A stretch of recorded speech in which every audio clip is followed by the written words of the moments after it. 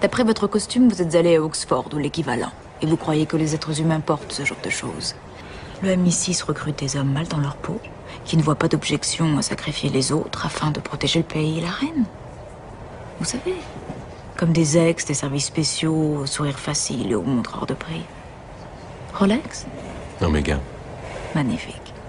Mais je peux imaginer sans peine que les femmes représentent plus pour vous des plaisirs à la chaîne que des objets de conquête. Alors si charismatique que vous soyez, Monsieur Bond, je compte bien veiller de près sur l'argent du gouvernement, plutôt que sur votre exceptionnel petit cul. Vous avez remarqué. Même les comptables ont de l'imagination. Allô, ici Fouad Berlin sur le podcast des investisseurs qui voient grand. Bienvenue dans ce nouveau podcast 10M pour 10 millions d'euros, capital optimal de la magnifique position du Vachier. Je suis toujours à Berlin en compagnie de mon acolyte Hugo. Bonjour à toutes, bonjour à tous, bonjour Fouad, toujours un certain plaisir de te retrouver. Aujourd'hui, un podcast assez particulier puisqu'il va s'articuler autour d'une discussion entre moi et toi sur un sujet très précis qui est la Rolex ou le piège du nouveau riche par rapport à l'atteinte du capital. Tu as un certain talent pour conceptualiser les choses. La conceptualisation, c'est mettre un nom à un procédé. Ou relever en fait une typologie, une récurrence dans le comportement et venir y adosser une formulation, une conceptualisation qui permet finalement de résumer en fait l'acte individuel ou de groupe en concept. Le syndrome du nouveau riche, il concerne investisseurs et entrepreneurs, ceux qui, après avoir généré les premiers profits, basculent trop tôt dans la logique de démonstration sociale au lieu de consolider leur outil de production. C'est-à-dire, ils favorisent la dépense au lieu de favoriser la capitalisation pour se garantir une forme de rente. Alors, c'est un sujet qui est extrêmement important. On est dans la sociologie de l'argent. On est dans la sociologie de ce que j'appelle en fait la durabilité de la position dans le temps, la durabilité qui n'a rien à voir avec la durabilité économique, mais la durabilité écologique. Je parle de durabilité de la position économique, de la position de liberté de l'individu dans le temps. Et ce qu'on essaye de faire quand on est un investisseur ou un entrepreneur intelligent, c'est d'avoir en fait une durabilité qui relève du jeu infini. Donc, si c'est pour être riche et redevenir pauvre, d'ailleurs, c'était une phrase en fait que j'avais vue dans Wall Street 1 avec Michael Douglas, celui qui est sorti en 1987. Et il y a un moment donné, pour le raisonner, il lui dit « Écoute, il n'y a rien de pire que de redevenir pauvre après avoir été riche. » Donc, c'est un sujet qui est extrêmement important parce que beaucoup de gens n'ont pas conscience de la puissance de la sociologie ou la puissance des forces invisibles en fait, du jeu social. En fait, tout ce qui va te pousser à adopter une attitude, un comportement qui va finalement te contraindre à quitter le jeu en slip. Et ça, c'est quand même extrêmement grave pour quelqu'un qui a su, dans un premier temps, s'enrichir. Je dirais se faire exclure du jeu. Alors, il va se faire exclure lui-même quelque part, en consommant, on va le voir, en consommant son capital qui est une atteinte extrêmement grave à la règle fondamentale établie par Karl Marx lui-même, qui est la règle de l'accumulation du capital. Alors ça, c'est mon point de vue. La liberté d'un individu dépend fondamentalement du niveau de son capital. Et pas de son niveau de flux de revenus. Alors, j'ai même envie de te dire du niveau de ses capitaux. Et c'est là où ça va être une nouveauté pour un certain nombre d'individus. Il n'y a pas que le capital financier qui existe. Il y a le capital social, le capital humain, le capital culturel et le capital symbolique. Ce qu'on appelle les capitaux à la Pierre Bourdieu. Pierre Bourdieu qui était un des plus grands sociologues du monde, qui a traité des inégalités sociales. Et il y a d'autres sociologues qui ont traité du capitalisme, des sociologues français qui ont traité également de la classe dominante.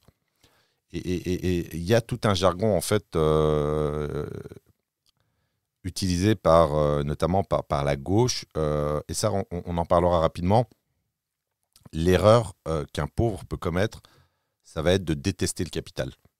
Parce qu'en fait, tout le jargon utilisé par la gauche, ou l'extrême gauche, dont des professeurs d'université, beaucoup de professeurs d'université font partie, beaucoup de profs tout court, et donc... Prof et gauche, c'est un peu un euphémisme. Voilà, donc le problème, c'est que toi, t'es né pauvre, alors pas toi, moi...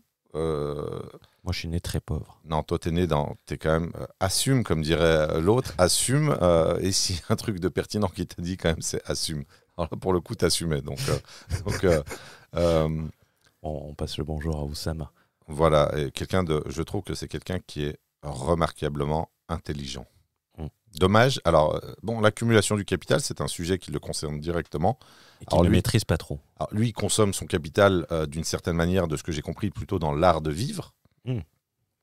Pas forcément dans la dépense ostentatoire, qui est une des caractéristiques du nouveau riche. Mais l'idée, c'est que la détestation du capital ou l'absence d'accumulation du capital ou ne pas avoir conscience du poids du capital dans la durabilité d'une position dans le temps, c'est-à-dire être libre, pas quelque temps. Alors, il y a aussi un autre élément que moi j'inclus personnellement, peut-être que toi tu feras la même chose, quand tu auras une structure familiale individuelle un peu plus élargie, ce qu'on appelle une famille nucléaire en sociologie, papa, maman et les enfants. C'est très genré ton discours. Alors, je ne réinvente pas les définitions. Donc, jusqu'à preuve du contraire, papa, naturellement, je crois que c'est pas possible de faire des enfants. Peut-être que c'est très macho aussi. Hein. Pourquoi automatiquement deux papas? maman. Mais il y a la liberté également de mes enfants dépendent du capital que je souhaite transmettre, des capitaux que je souhaite transmettre, et donc je souhaite avoir une durabilité de ma position d'homme libre transmise également à mes enfants, et ça dépend quand même de plusieurs facteurs, dont l'accumulation des capitaux, et c'est fondamental, et on va le voir en quoi c'est un piège. Et c'est marrant parce que j'ai fait ce relevé, en fait, on va dire sociologique, basé sur la consommation de ces marques qui sont devenues à mon goût. Alors, c'est personnel ce que je veux dire. Il ne faut pas se sentir visé parce qu'il y a des gens qui... Il y avait quelqu'un qui t'avait dit « j'ai une Rolex ». Alors, je crois, mais attention, alors là, ça c'est très important ce que tu dis. Je ne parle pas des personnes, je parle, on va dire, des mécanismes socio-économiques qui parfois sont inconscients, et il ne faut surtout pas le prendre. Alors ça, c'est une règle fondamentale. Je crois que c'est dans les 4 accords Toltec, c'est la 4e règle, ne jamais en faire une affaire personnelle. Non, si tu as acheté une Rolex par, par gratification immédiate, par mimétisme social, par tout ce que tu veux, c'est pas grave. Aujourd'hui, comme diraient les Allemands, c'est pas grave. Donc aujourd'hui, j'ai envie d'apporter de la structure sociologique, j'ai envie d'apporter de la technicité, je souhaite apporter de la vision infinie pour pouvoir en fait éviter de réitérer des erreurs, et surtout mettre de la conscience dans ce que tu achètes et dans le fait qu'un statut social ne s'achète pas. Et ça, c'est fondamental. Beaucoup de gens pensent pouvoir acheter un statut social. Ironie du sort, c'est qu'ils sont méprisés par la classe à laquelle ils aspirent à adhérer. Ouais, c'est très intéressant parce que Tougan avait fait une vidéo sur ça. On aurait aimé faire ce podcast avec Tougan Barra, qu'on salue au passage. Et il avait repris une anecdote de mon boss lorsqu'il avait racheté une société. C'était un Hollandais qui était arrivé avec tous les éléments... tous les codes du nouveau riche. Tous les codes du nouveau riche et du prestige ostentatoire. Donc c'était la Ferrari blanche cabriolet intérieur rouge de très mauvais goût, le costume blanc, la ceinture Gucci et les chaussures en croco Gucci. Et j'ai toujours le souvenir de mon mentor qui attendait sur le perron. Le mec avait fait une vente de plusieurs dizaines de millions d'euros, mais même avec la vente, il ne pouvait pas s'acheter cette résidence qui était une résidence même pas secondaire, mais tertiaire. Et il était très grand, il faisait 1m95, donc ça aide un peu sur la confiance en soi. Et j'ai le souvenir, tu sais, du regard qui part de haut en bas et qui remonte, mais qui n'essaye même pas de le cacher. Il y avait une contre-plongée. Une belle contre-plongée. Et le mec a rigolé. J'ai pas compris de suite cette phrase, mais cette phrase était puissante. Et il lui avait dit, vous savez qu'il y a des moyens moins onéreux de montrer qu'on n'a pas toujours eu de l'argent. Et cette punchline, elle est toujours restée. Et moi, je l'ai toujours associée à Gucci, à cette marque Gucci. Qui est devenu, et je suis navré de le dire, le symbole Balenciaga. Une marque de beauf. Ah oui. Tu sais, je vois des gens qui ont la quarantaine avec leur t-shirt blanc écrit Gucci en gros. Alors, c'est que mon opinion. Je ne veux pas dire, je ne suis pas Pierre Bourdieu, je suis Fouad, mais j'ai quand même des aptitudes à observer, à conceptualiser, mettre au visage des autres, en fait, balancer ta marque en lettres capitales. Déjà, c'est de très mauvais goût et ça renvoie finalement à cette aspiration de regardez, j'ai pu m'acheter quelques marques et finalement, ça fait de la peine parce que derrière, tu as vraiment l'impression que l'individu tente vraiment d'exprimer son identité, la complexité d'une identité par quelques marques grossièrement exprimées. Donc voilà, mais les marques, alors on en reparlera, mais évidemment, ce n'est pas les marques qui nous intéressent, mais j'avais identifié quelques marques, Rolex. Alors, il y a le combo, pour moi, je ne sais pas ce que tu en penses, tu me diras. Est-ce qu'il y a la Lambo ? Alors, il y a la Lambo de sûr. À chaque fois que je vois une Lamborghini, bon, je me dis, mais à quel moment tu n'as pas compris que ce véhicule est le symbole du nouveau riche. Alors, on va définir le concept de nouveau riche. Alors, petite particularité, c'est un concept qui est français, qui a été repris très rapidement par la sociologie russe, qui a un peu la même perception négative, péjorative de l'expression. Quand on vous dit que vous êtes un nouveau riche, ce n'est pas un compliment. C'est plutôt une insulte. Disons que c'est plutôt une expression qui caractérise le mépris de la classe supérieure, la vraie classe supérieure, la tranche des 0,1%, vis-à-vis du peuple, de certains électrons libres du peuple qui ont réussi à s'auto-exfiltrer par hasard vers la classe supérieure en termes de ratio économique. Donc les marques. Donc tu as Lamborghini, tu as cette marque dégueulasse qui est Gucci. Alors il y a un truc aussi que je ne supporte plus voir, je pense que tu as dû le voir. Excuse-moi, ouais. Mais je pense que le service juridique de Gucci et de Lamborghini a un peu plus de moyens que l'avocat de Pedro. On pèse rien, nous, donc on ne fera pas non plus. Oui, non, mais je ne veux pas me taper un courrier recommandé. Alors, je disais, socialement dégueulasse. Voilà, socialement, s'il te plaît. Très bon véhicule. T'as ça. Cela ne t'engage que toi. Voilà, je te rappelle, c'est ma société qui produit le podcast. C'est moi l'éditeur. Alors tu as ça et tu as un objet que je trouve, alors une fois de plus, ne le prenez pas à titre personnel, mais je l'ai identifié quand même que sur les pieds des nouveaux riches ou des aspirants nouveaux riches, c'est quand même les claquettes Hermès. Ah ouais, ça c'est... Celles-ci, j'ai envie de demander à Hermès d'arrêter de les produire en fait. Un peu comme Lacoste s'est fait malheureusement dans un premier temps exterminé par tous les banlieusards qui ne portaient que ça, dont j'ai fait partie. Ça m'étonne pas, toi. T'avais pas les Nike requins avec les chaussettes par-dessus le jogging? Ça, je les ai jamais eu. Non, mais quand j'étais adolescent, évidemment, j'ai grandi en banlieue. Après, j'ai su... T'es un wesh-wesh. J'ai su évoluer, mais... T'es jamais tombé dans ce piège? Alors, durant ma phase, on va dire, de conscientisation de l'argent, de la socio-économie, de ma position, de la durabilité, de ma liberté, etc., non. J'ai eu l'intelligence de m'inscrire rapidement dans une acquisition explosive, exponentielle du capital humain, une accumulation du capital financier, développer mon intelligence relationnelle, émotionnelle, etc. Donc, je ne suis pas tombé dans ce piège. Et mieux que ça, je trouve que j'essaye de conceptualiser pour partager en fait les erreurs à éviter. Parce que, retour rapide, tu vois, en parlant de Lamborghini, je ne vais pas le citer évidemment, mais j'ai regardé un post, je pense que tu vois qui c'est. Il fait un petit exit.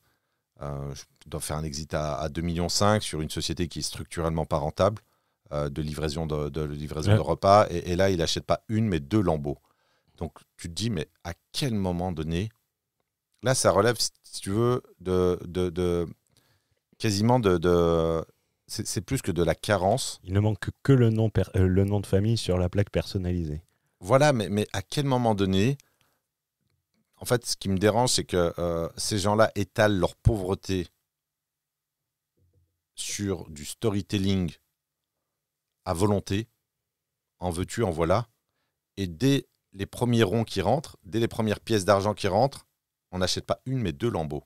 Oui, mais je ne prendrai pas l'exemple de cette personne qui a créé une société qui se développe, qui était sur un petit exit et qui a alloué, je pense, une partie de son exit aux deux voitures. Je vais préciser mes propos. Ces 2 acquisitions sont totalement disproportionnées au pourcentage du capital détenu. D'accord. C'est ce que je veux dire.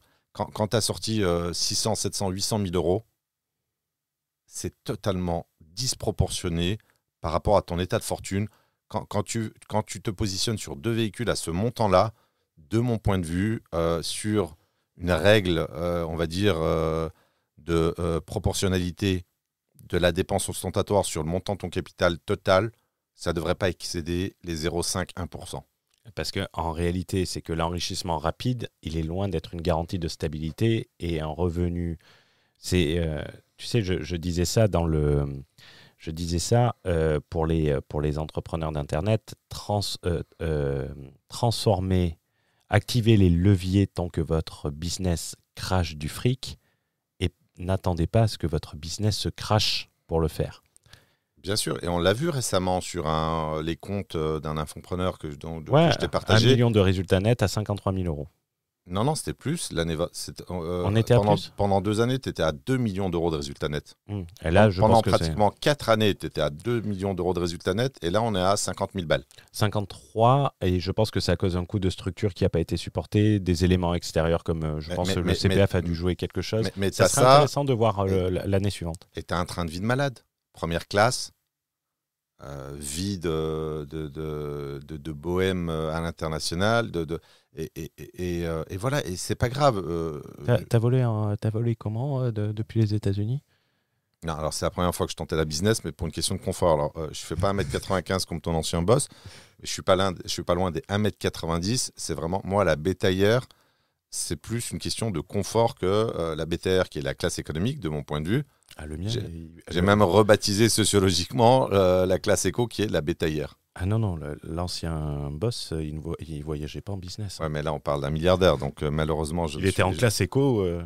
Non. Ah oui, il y a eu... T'as vu ça sur Internet, là, que t'en as un qui, pour moi, le nouveau mythomane des réseaux sociaux, qui t'explique que tous les gens qui ont réussi, tous les milliardaires voyagent en classe éco pour aller d'un point A à un point B. Tu sais, le roi du kebab, je sais pas si tu as vu passer ce short. Réellement, oui, je l'ai vu. Ouais. Non, mais je veux dire, quand tu es milliardaire, tu voyages pas en classe éco. Il y a peut-être une exception à la règle, je crois Bill Gates. Mais déjà, rien que pour des questions de sécurité, c'est pas possible. Ouais. T'arrives, t'es pas fatigué. Je veux dire, la business, tu peux dormir, t'es traité convenablement. Il y a quand même du confort. Enfin bref, mais ce qui nous intéresse, c'est la temporalité des consommations ostentatoires dans une phase critique qui est l'accumulation du capital. Et là, il y a énormément d'erreurs commises très rapidement. Moi, je te propose qu'on commence par... Tu as dit que le nouveau riche était une définition française reprise par les communistes de Russie. C'est quoi et c'est qui le nouveau riche?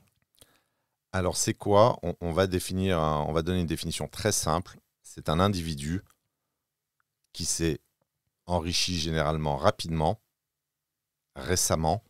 Donc, tu as un enrichissement qui n'a pas suivi généralement l'horizon temporel des riches qui est l'intergénérationnalité. Donc, tu as un individu qui s'enrichit rapidement et qui ne dispose pas de capital culturel. On définira dans un deuxième temps, ou de capital symbolique ou de capital social. Donc c'est ça un nouveau riche. C'est quelqu'un qui n'a pas les codes, qui n'a généralement pas en proportion un capital humain qui va avec ou qui précède le capital financier. C'est ça un nouveau riche. Un peu comme... C'est un gagnant du loto, mais également un gagnant du loto dans les affaires. Un peu comme la personne, vous partagiez les plats à Aix-en-Provence, ce que Rémi t'avait fait remarquer. Alors, oui, mais sauf que je ne sais pas si cette personne relève de la catégorie des nouveaux riches, parce qu'il faut de l'argent également. Qu'est-ce qu'il t'avait dit ? Il avait dit...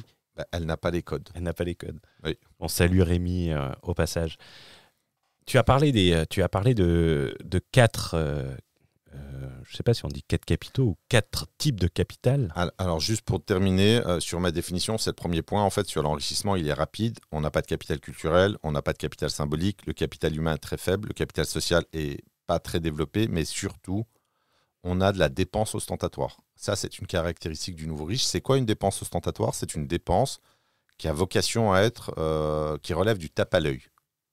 Tu arrives avec ta Ferrari jaune, forcément, ça interpelle et un nouveau riche va étaler sa richesse. Le mentor avait une Ferrari jaune. Oui, mais là, c'est pas un nouveau riche. Parce que le jaune était la couleur d'origine de la Ferrari. Oui, mais ça se voit quand même. Alors, où tu arrives avec ta Lamborghini, rose. Peu importe la couleur, mais tu es sur une dépense qui est ostentatoire.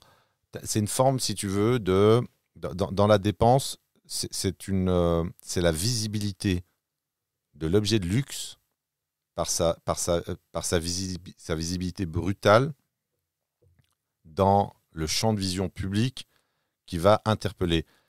Alors, dans la culture française, les gens qui ont d'argent sont extrêmement discrets pour 1000 raisons.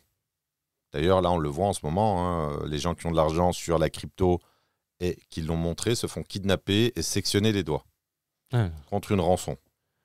Et c'est un peu prévisible en même temps.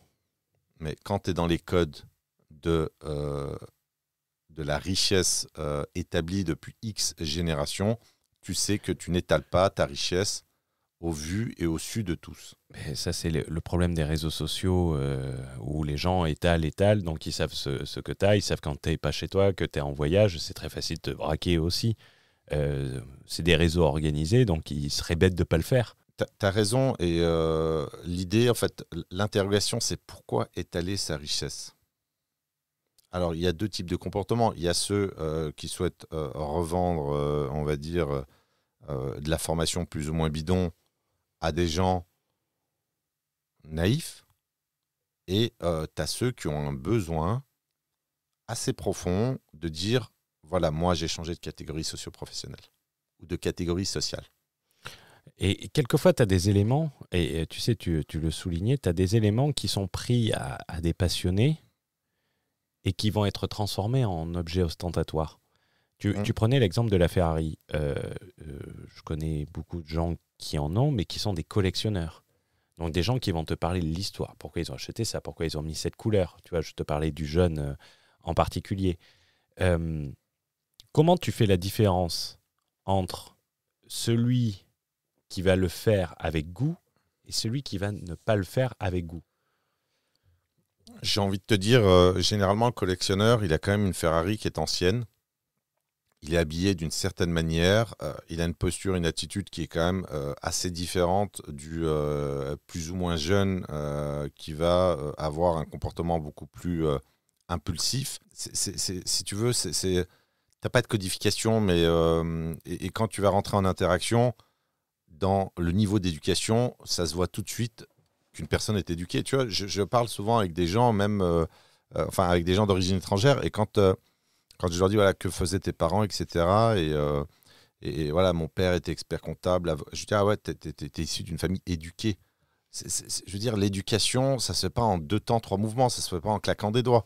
Donc ça, c'est une question d'éducation, ça se ressent immédiatement dans la posture, dans l'attitude. Parce que le but est, tu vois, de comparer. Par exemple, je pense à un formateur qui a la même voiture que toi. Oui. Qu'est-ce qui te différencie, toi, de lui ? Alors, moi, c'est que personne ne sait que tu as cette voiture. Moi, déjà, je ne la brandis pas, et j'en parlerai en fait sur cette expérience sociale que j'ai fait moi-même, où l'automobile était un symbole social de réussite. Moi, je suis né dans les années 80, donc ça correspond aussi à une ancienne France. Et ce véhicule que j'ai utilisé durant seulement 6000 km sur les 2 dernières années, aujourd'hui ne me procure quasiment aucun plaisir marginal. Donc il y a. Tu provoques plus d'emmerde en réalité. Non, j'ai aucun emmerde, mais non, absolument pas. Mais c'est pas ça, c'est que je ne roule pas avec mon patrimoine d'abord. Et surtout, tu me poses la question, en fait, on sentait un état d'excitation avec cette volonté d'exhiber. Alors, il y a encore d'autres stratégies. Bon, là, tu as un modèle très ancien qui est un peu dégueulasse, etc. Mais ça, c'est encore un autre débat. Il y a la stratégie de ceux qui vont utiliser ce véhicule pour vendre la formation. Et j'ai envie de te dire, en termes de stratégie marketing, c'est pertinent. Mais là, tu es dans un cas de beauf, quoi. Est-ce que le beauf sait que c'est un beauf? Non, sinon ça serait pas un beauf. Il le ferait pas autant. Voilà. Non, mais casque, la ceinture Gucci, la Porsche Panamera de 2012. Tu te souviens pas la pub?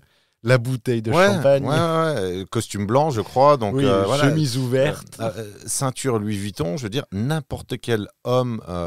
Moi, je veux dire, j'ai plus de respect vestimentaire sur quelqu'un qui a un pantalon, si tu veux, à 50 balles bien porté, bleu marine, avec un t-shirt à 10 €, ce que je porte actuellement, que quelqu'un qui veut mettre sa ceinture Louis Vuitton, qui est quand même une marque qui est vraiment destinée aux pigeons asiatiques et américains. Je dirais pas ça. Je dirais que Louis Vuitton a été très intelligent de faire une gamme de produits voyants pour ce type de personnes, et les vrais clients Louis Vuitton n'achèteraient jamais cette gamme de produits. Moi, je dirais également que c'est ce qui empêche Louis Vuitton de monter en gamme.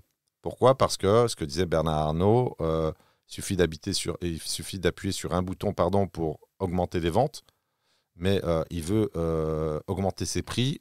Il ne peut pas vraiment le faire comme le fait Hermès. Pourquoi ? Parce que la marque a été prise en otage par toute une catégorie de consommateurs qui exhibe le logo, la marque Louis Vuitton, et ça empêche de monter en gamme. Mais bon, ça, c'est encore un autre débat. Alors, pour moi, ce qui différencie quand même les individus, c'est le degré de capital humain. Le capital humain. Tu as parlé de 4 capitaux, et tu parlais de Bourdieu, notamment le capital économique, le capital culturel, le capital social, le capital symbolique, et tu finissais par le capital humain, qui est le plus important pour la fin. Tout à fait. En fait, les gens ne voient que l'argent.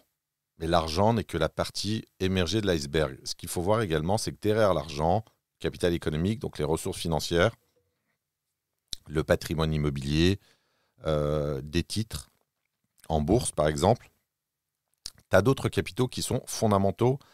Et quand on y regarde de plus près, le capital économique découle en fait des autres capitaux. Donc, tu as le capital culturel qui est le savoir, le savoir-être, les références, en fait, le goût, les goûts en matière gastronomique, en matière vestimentaire, ce qui se fait, ce qui ne se fait pas. L'art de vivre, à la française notamment. Je veux dire, l'art de vivre, si tu commences à... alors tiens, c'était la phrase que tu... Non, c'est ma belle-sœur qui m'avait partagé ça sur une vidéo hyper bien faite, pour le coup, d'Élise Lucet, dans les années 90, je crois, sur Donald Trump. Et elle montrait en fait son truc avec plein d'or, là, sa baraque et tout, temple du mauvais goût, où on mange le foie gras accompagné de confiture. De ketchup. Aucun Français éduqué ne va consommer son foie gras avec du ketchup. Un Américain le fera. Et tu rentres des États-Unis. Oui, mais ce que je veux dire, c'est que... Tu n'as pas mis du sirop d'érable sur ta viande ? Non. Et ce que je veux dire, c'est que ce savoir-être, cet art de vivre, ça prend au fur et à mesure, et généralement, il est inculqué, diffusé par la famille. Donc voilà, donc le capital symbolique qui est... Alors ça, j'aime beaucoup parce que Tougan en parle souvent dans ses vidéos. Ses meilleures vidéos, je trouve que c'est les vidéos qui traitent de la socio-économie. Et c'est vrai qu'il a une belle audience. Il fait beaucoup de vues sur ce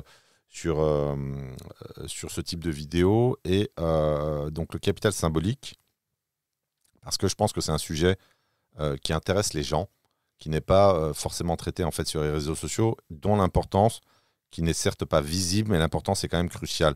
Donc le capital symbolique, c'est le prestige, c'est la réputation, la légitimité sociale perçue, etc. Et enfin, le capital humain qu'on a défini déjà un certain nombre de fois, mais voilà, en quelques mots, la compétence, les compétences, les connaissances, la discipline, l'intelligence sociale, la capacité à s'adapter, etc., etc. Et le nouveau riche, il possède de l'argent, mais il lui manque également les codes, les autres capitaux. T'as pas sauté le capital social? Ah si, Dans les- tout à fait. Le capital social, en fait, c'est un réseau de relations utiles et mobilisables. Quand tu as noué des relations dans le temps et que tu as une crédibilité, demain, tu appelles à tel individu pour mettre en relation, pour t'introduire dans tel cadre.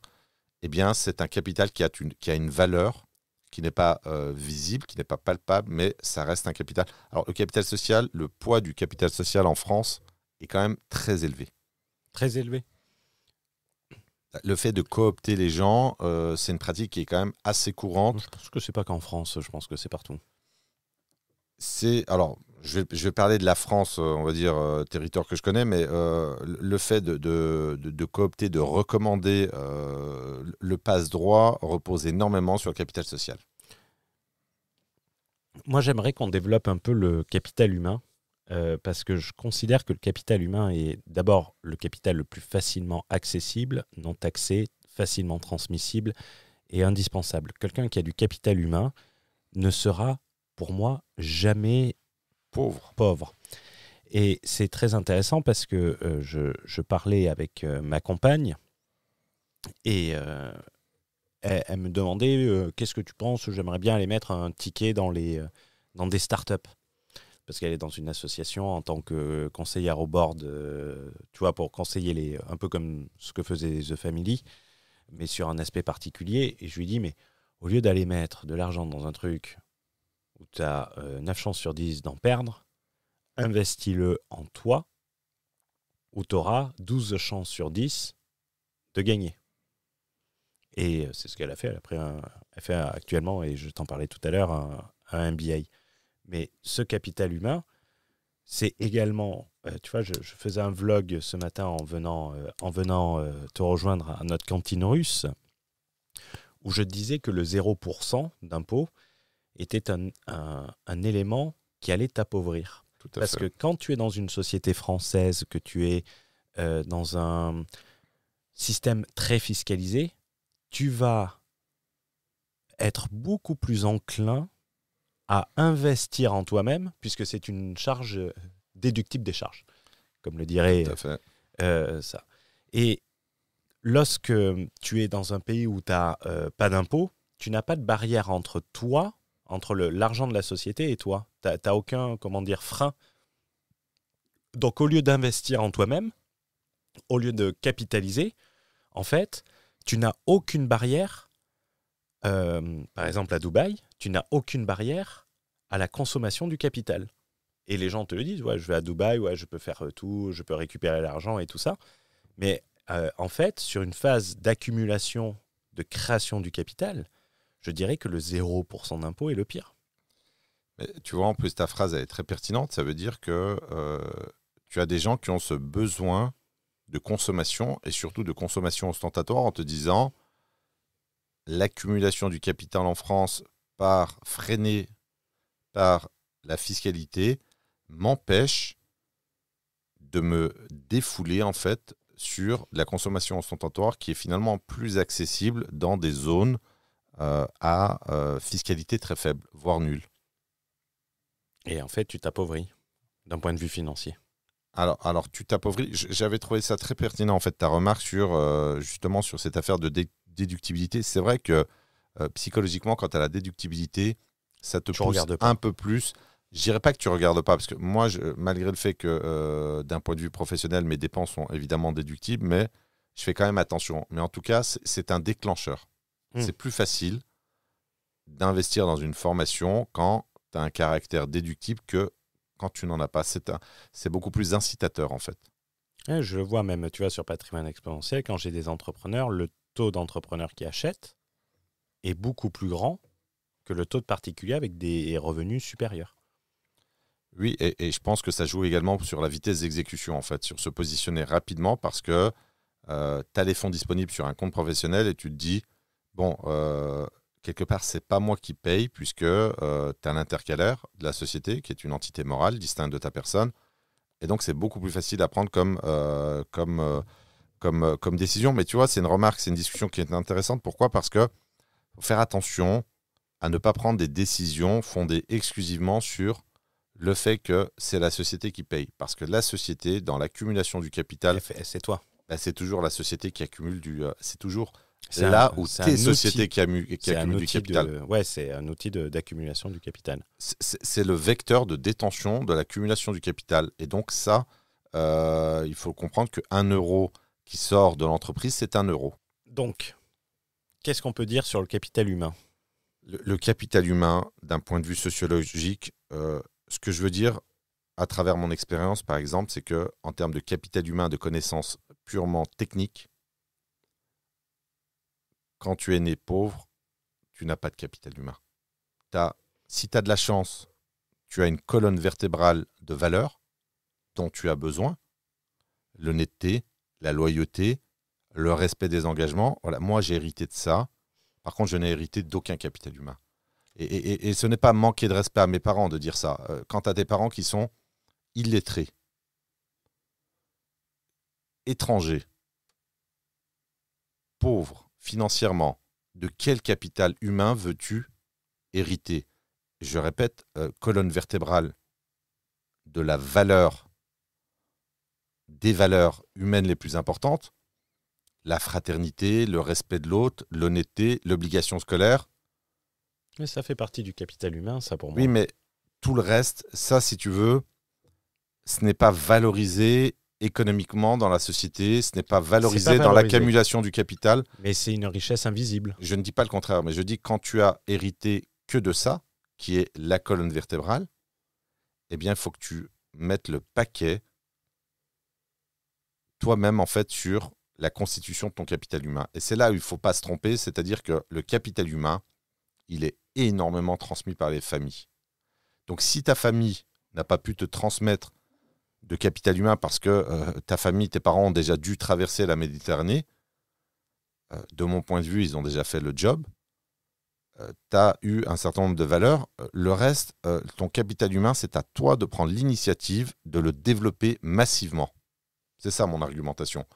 Tu ne peux pas t'inventer, en fait... il ne faut pas, si tu veux, chercher à étouffer en fait, son origine sociale. Ça, c'est très important. Moi, je sais de quoi je parle vraiment quand... Je ne fais pas dans le misérabilisme, et notamment commercial. Mais voilà, je suis issu du sous-prolétariat français. Donc, c'est une tranche très, très pauvre. 0,1% de la population, la plus pauvre. Je suis un produit de l'immigration. Tu as des parents qui savent ni lire ni écrire. Tu as une équipe de foot comme frères et sœurs. Donc l'idée, c'est que, premièrement, prends conscience de cet état. N'attends pas de tes parents de te livrer, de te délivrer un capital humain hors norme. Alors, on parle de quoi ? On parle d'un capital humain pour atteindre une position, un capital optimal. Et dans le podcast, c'est 10 millions d'euros. Donc, première phase, lucidité, ultra-lucidité, ultra-réalisme de c'est quoi le capital humain transmis par ma famille ? Alors, c'est mon cas, certains ne l'ont pas. Colonne vertébrale des valeurs dont tu as besoin toute ta vie, mais fin du bal. Ton père ne va pas t'enseigner l'accumulation du capital, la notion de distinction sociale, etc., etc., l'entrepreneuriat, ce que tu veux. Ouais, mais même dans des familles aisées, ils ne te l'apprennent pas forcément. Ils te le diffusent, en fait. Alors, attention, on parle de quelle catégorie ? Moi, je parle de la tranche des 0,1%. Je ne parle pas de la tranche des 1%. C'est quoi le patrimoine ? 7 à 8 millions d'euros. Là, à 7 à 8 millions d'euros, d'abord, les enfants sont très bien scolarisés. Souvent en école privée, en école bilingue. Tu as les parents qui sont cadres dirigeants ou entrepreneurs. Donc, tu as une diffusion du savoir continue durant l'évolution, l'éducation de l'enfant. Les inégalités sociales naissent des familles, elles ne naissent pas à l'école, en fait. L'école ne fait que reproduire ce que les familles ont produit. L'école, on a de la chance, l'école peut gommer certaines inégalités, permettent quelques accidents positifs de richesse, pour paraphraser notre ami Rémi Double Particule, mais... La double particule, c'est un capital humain. Bien sûr. Ça vient avec une chevalière et une page Wikipédia. Alors, il le dit lui-même. J'ai hérité de tous les capitaux de Pierre Bourdieu. Mais ta question, elle est intéressante. Je pense que, première étape, être ultra réaliste et lucide sur qu'est-ce qui m'a été transmis, qu'est-ce que je dois faire pour développer un capital humain hors norme. Et tu as raison, pour moi, quand tu as un vrai capital humain, d'ailleurs, j'avais fait un post qui avait cartonné là-dessus. Je suis multimillionnaire en capital humain. Et ça vaut de l'argent. Alors, la problématique, c'est que ce n'est pas palpable immédiatement parce que ce n'est pas exprimé en unité de compte, en euros ou en dollars, mais ça vaut de l'argent. Il faut évidemment. d'aller aux États-Unis, là, tu nous parles de dollars. America, we fuck you. Putain, des gens qui... Allez, on a perdu la monétisation du podcast. Bah non, il n'y en a pas. Des gens qui mettent de l'huile de palme dans du beurre de cacahuète, comme si c'était pas suffisamment gras. Ah, les Américains. Alors, je précise que c'était ironique quand je disais America, we love you. Peux-tu parler de la tentative de camouflage social au travers des outils ostentatoires? Alors, je termine très rapidement sur ma démonstration. En fait, on ne devient pas riche du jour au lendemain, même quand on a gagné au loto. Et surtout quand on a gagné au loto, parce que la richesse ne peut pas se résumer à un flux exceptionnel d'argent. Non reproductible. Voilà, et on verra la distinction entre devenir riche et rester riche, qui sont deux compétences totalement différentes. Qui sont bien expliquées dans le livre de Morgan. Oui, la psychologie de l'argent. Oui. Je dirais pas bien expliqué, mais mis en évidence. Bien mis en évidence. Ouais. Alors, ta question, elle est hyper intéressante. En fait, on fait le lien avec les autres, avec la précédente, pardon, avec ce que je viens de dire, c'est-à-dire que il faut accepter ton origine sociale. Il n'y a pas de honte à être issu. Alors, avec ton regard de gosse de riche, j'ai un peu du mal à sortir les... De gosse de riche. Avec ton regard méprisant. Il y a le gars qui a mis tu sais, t'as un gars qui a mis une note 2 étoiles là, sur Apple Podcast en disant que... Circonvolation. Non, un autre, il a dit... Encore il méprise son collègue. Oui, et il parlait de toi, en fait. C'est toi qui... Non, oui, à cause de ton mépris envers moi, là. Ça dit que c'est toi. Toi, tu dis que c'est toi, tu dis que c'est moi, et moi, j'ai dit que c'était toi. On demandera aux gens dans les commentaires sur YouTube qui est le plus méprisant. Non, moi, j'utilise beaucoup l'ironie, mais ma posture est fondée sur l'humilité. C'est important. En fait, ça sert à rien. N'essaie pas de camoufler ta position sociale d'origine. Ça ne sert à rien. Assume. Je veux dire, il n'y a pas de honte à être né pauvre. Alors, pauvre, de mon point de vue, c'est aussi la classe moyenne. Les 9%. En étant un peu plus radical, c'est 90% de la population française, voire plus. Alors, je pourrais être un peu plus radical, mais je n'ai pas envie non plus d'être catalogué comme un extrémiste. Mais pour moi, pauvre, quel mépris. C'est même 99,9. Alors, j'en viens, comme dirait Macron. J'en viens du Nord. Je commence à croire que c'est du storytelling. Mais non, pas du tout. Pas du tout. Donc, tenter de camoufler son origine sociale, ça ne sert à rien. Moi, j'aime beaucoup cette phrase sur laquelle j'ai réfléchi. Je sais exactement d'où je viens et je fais tout pour ne pas y retourner. C'est tout. Donc, l'usage, en fait, de biens ostentatoires, la Rolex, la Lambo, les claquettes Hermès, le pyjama Gucci ou tout ce que tu veux, bah, en fait, c'est fait pour masquer les origines sociales. Alors, moi, je dirais aujourd'hui, c'est pour... tu vois, l'expression du patron, elle était bonne. Il y a des moyens moins onéreux de montrer que tu n'as pas toujours eu de l'argent. Mais c'est une punchline qui est extrêmement puissante, avec énormément de sous-jacents. Et le mec ne l'avait pas compris de suite, il avait dit merci.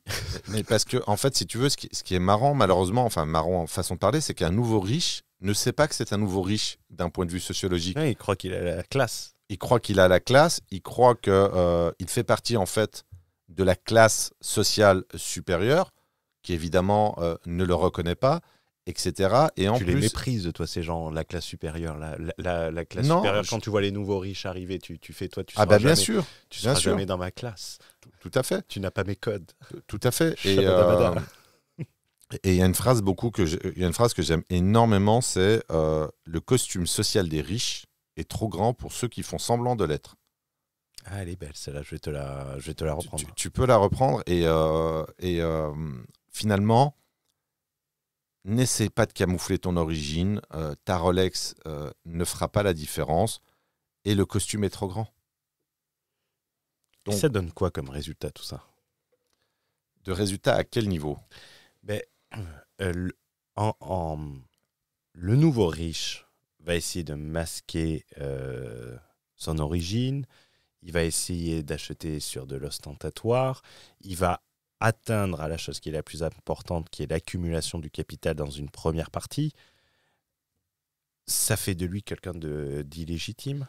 Le résultat de tout ça... Tout à fait. Alors, le résultat d'un point de vue sociétal, d'un point de vue des classes sociales, c'est un rejet de ce nouvel entrant qui n'est pas considéré finalement comme légitime. Tu as une sociologue qui a écrit un bouquin hyper intéressant, Illégitime, une sociologue d'origine maghrébine, je ne m'en souviens plus de son nom.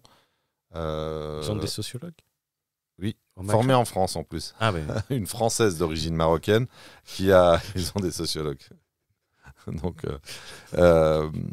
illégitime et finalement, alors là c'est illégitime par la société, mais par la classe dirigeante.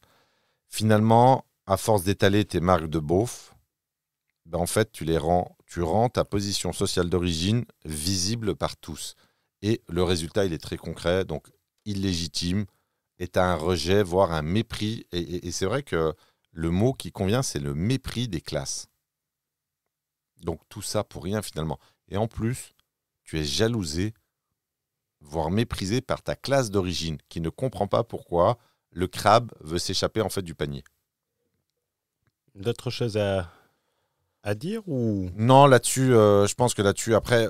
Il y avait une phrase de ma grand-mère qui disait que plus le macaque grimpe dans l'arbre, plus tu vois son trou de balle. Ouais, c'est un peu moins fin, mais quelque part, c'est totalement vrai. Et je la trouve exceptionnelle, cette phrase. Alors, l'autre chose, finalement, moi, je pense que quand tu joues au nouveau riche, finalement, ça traduit peut-être un problème d'ordre psychologique, un besoin de compensation, une fragilité identitaire. Ça, c'est important de le comprendre. En fait, ton identité, tes parents l'ont construit, mais toi aussi, tu peux construire l'autre partie. Et tu ne vas pas construire ton identité sur des bases solides, fondées sur quelques marques de luxe, parce que aucun vêtement ne pourra se substituer à ta personne. Et le plus important, la partie qui nous intéresse le plus, c'est le risque de déclassement par ce que j'appelle la perte du capital. Perdre son capital, finalement, c'est revenir à la case de départ. Et ça, c'est vraiment le danger qui guette en fait le nouveau riche. En consommant son capital, il risque le déclassement aussi rapidement que le surclassement quasiment accidentel pour certains. Alors moi, j'aime bien dire qu'en fait, les nouveaux riches ne consomment pas le capital, ils consomment leur flux de revenus. Parce qu'ils n'ont pas... parce que déjà... leur comportement leur a empêché de capitaliser. Ils consomment des flux de revenus qui sont quelquefois plus importants que le capital de certains. Bien sûr, bien sûr. Ils empêchent l'accumulation du capital. Ils empêchent l'accumulation du capital. Ils ne mettent pas les choses en place. Ils pensent que ça va être tout le temps régulier, que ça va tomber de manière régulière. Et on le voit encore plus avec les infopreneurs, puisque ça a été accessible à tout le monde. Donc tout le monde... pouvait devenir infopreneur, vendre n'importe quoi, gagner beaucoup d'argent avec des règles marketing parfaitement maîtrisées, mais par contre, t'en vois très peu capitaliser, t'en vois très peu sécuriser leur situation. Et j'en parlais avec je le salue s'il écoute cet épisode, avec Siegfried, qui est dans le marketing en ligne depuis plus de 20 ans. Donc, il me dit, moi, ces personnes-là, je les appelle des étoiles filantes. On les voit passer. 2 ans après, on n'en entend plus parler. Elles sont reparties une main devant, une main derrière. Parce qu'elles n'ont pas capitalisé. Tu avais parlé une fois, et c'est toi qui me l'as fait découvrir, de l'effet Veblen. Mais avant, j'aimerais rappeler aux gens que la Rolex ne permettra jamais de mettre plusieurs millions d'euros sur ton compte bancaire. Elle va atténuer ton accumulation de capital ou même la détruire. Et si tu veux réellement créer du capital et sécuriser au travers de l'acquisition d'un capital humain, tu peux candidater à Patrimoine Exponentiel. Le lien se trouve dans la description du podcast et dans le commentaire mis en avant. Quelque chose à rajouter, Fouad ? Non, je pense que là-dessus, on a dit l'essentiel sur cette première partie. La richesse, en fait, c'est un processus qui est long, qui est lent, sauf exception une fois de plus, et qui doit absolument en fait s'accompagner d'une augmentation, si possible exponentielle, du capital humain. Et ça, c'est ce qu'il faut retenir. Et cet empressement à vouloir consommer des objets de luxe pour montrer aux autres qu'on a réussi, c'est une infraction extrêmement lourde de la règle de l'accumulation du capital. Et il faut absolument l'intégrer. Et il y a des notions aussi très importantes à intégrer. La notion de gratification différée. Il faut savoir reporter à plus tard certaines dépenses qui sont censées soulager une carence sociale, émotionnelle, affective, ce qu'on veut. Et alors, on peut le dire, c'est vrai que c'est facile de le dire, mais tant que tu es un peu assoiffé de consommer ce genre de produit, moi, j'ai pas de Rolex, mais bon, le fait d'acheter un véhicule haut de gamme, ça ne changera absolument rien à la satisfaction, j'allais dire, de ton ambition sociale, en fait. Le fait de consommer ces produits de luxe ne changera absolument rien à l'équation, en fait, psychologique de ta personne. Ça, c'est important de le comprendre, parce qu'on pense vraiment que beaucoup de gens pensent que les riches sont heureux parce qu'ils détiennent. C'est totalement faux. L'effet Veblen. Alors, l'effet Veblen... Consommer pour être vu. C'est ça, on peut le résumer à ça. Alors, exactement. C'est un sociologue qui a conceptualisé, et c'est là où on voit la puissance de la sociologie. Il n'est pas maghrébin. Alors non, il n'est pas maghrébin, je crois qu'il est allemand. Donc c'est Thorsten Veblen. Ah ouais, ça sent... ça sonne pas italien ou espagnol. Non, et les Allemands ont produit d'immenses sociologues. Voilà, à commencer par Karl Marx. Tu as d'autres également, de très très grands sociologues. L'effet Veblen, 1899, donc il y a quand même plus de 100 ans. Ça veut dire que certains mécanismes observés aujourd'hui ont été relevés il y a déjà plus de 125 ans. Ça relève en fait, c'est un effet qui matérialise en fait une consommation ostentatoire comme un instrument de distinction sociale. Et la règle qui a été observée par Veblen, c'est plus le prix est élevé, plus la désirabilité du produit augmente, c'est-à-dire que plus le prix est élevé, plus le produit devient désirable pour des raisons symboliques. On le voit par exemple avec la réponse d'Hermès à l'augmentation des droits de douane américains, c'est l'augmentation des prix. Ce qui va augmenter la perception de luxe du produit par les consommateurs américains. Et donc, l'effet Veblen fait qu'on désire des produits uniquement parce qu'ils sont riches. Et ça, c'est absolument incroyable parce que on se dit que les gens n'achètent uniquement parce que tu as une barrière à l'entrée dans l'acquisition de ce produit qui est très élevée. Tu le retrouves en marketing quelquefois, c'est que si tu ne mets pas un prix élevé, la personne n'apporte aucune crédibilité. Tu le vois également toi en vente. Tu dis que si c'est pas cher, c'est de la merde. Ouais, alors que les gens devraient saisir l'opportunité. Mais quand tu regardes les marges bénéficiaires de ces maisons de luxe, je crois que c'est Bernard Arnault qui disait dans le secteur du luxe, ce sont les marges qui sont de luxe. Marge de luxe dans le secteur du luxe. ces industries, en fait, elles peuvent augmenter les prix et tu as ce qu'on appelle en économie une élasticité prix, donc une sensibilité du prix, de la demande au prix sur ce type d'objet, de produit qui est très faible. C'est-à-dire que les gens continuent à acheter ces produits même si le prix augmente et même si le prix augmente fortement. Et même désirent acquérir encore plus ce type de produit avec l'augmentation des tarifs. On voit avec Apple. Hein. Donc le nouveau riche se prend en fait en pleine tronche et il n'en a pas conscience. C'est une victime en fait. Exactement, il est victime de l'effet Veblen, c'est-à-dire qu'il est attiré par des produits dont le prix est anormalement élevé, parce que une Rolex, tu as un mouvement mécanique, mais ça vaut pas 10 000 balles, ou ça vaut pas sur certains montants, tu as un mouvement. Je parle pas de la Rolex plaqué or, c'est plaqué d'or.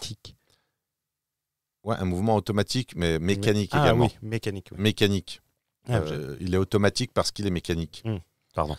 Un sac Hermès, même si tu as énormément de travail, un sac Kelly, je crois, ça vaut quoi? Ça vaut 10 000 euros.